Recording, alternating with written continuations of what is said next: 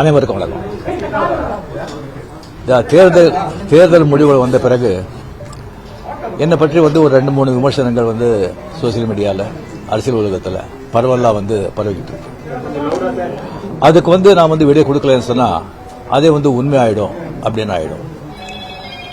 நான் வந்து நேற்று பெங்களூர் போகும்போது நீங்கள்லாம் இங்கே வந்திருப்பீங்க, ஏர்போர்ட்டில் யாரோ வந்திருப்பீங்க. அங்கே வந்து நீங்கள் கேள்வி கேட்பீங்க, அதை விடை கொடுத்துலான்னு இருந்தேன். அப்போ நீங்கள் யாரும் அங்கே இல்லை.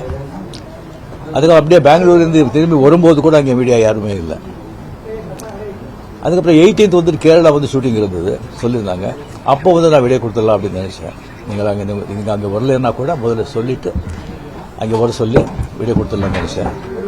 அது ஷூட்டிங் வந்து போஸ்ட்போன் ஆயிடுச்சு. ஸோ இங்கே ரொம்ப இன்னும் தள்ளக்கூடாது அப்படின்னு சொல்லி உங்களெல்லாம் நான் கூப்பிட்டுருக்கேன். ஃபர்ஸ்ட் வந்து தேர்தல் முடிவுகள் வந்த உடனே நான் வந்து ஸ்டாலின் சாரை போய் பார்த்தது, அது கொஞ்சம் விமர்சனங்கள் வந்தது. ஸ்டாலின் சார் அவர்களே என்னுடைய 38-40 ஆண்டு நண்பர். எங்களுடைய நட்பு கொள்கைகள் அரசியலுக்கு அப்பாற்பட்டது. ஜனநாயகத்தில் வந்து தோல்வி வெற்றி சகஜம்.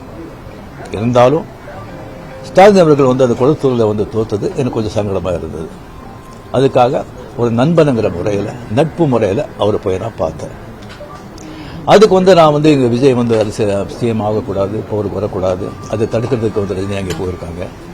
வேறு ஏதோ 2 பெரிய பார்ட்டியை வந்து சேர்க்கணும்னு சொல்லி பேசுகிறாங்க அப்படின்னு சொல்லி விமர்சனங்கள் வெளியே வருது. அந்த சூழ்நிலையில் தான் அதெல்லாம் பேச முடியுமா?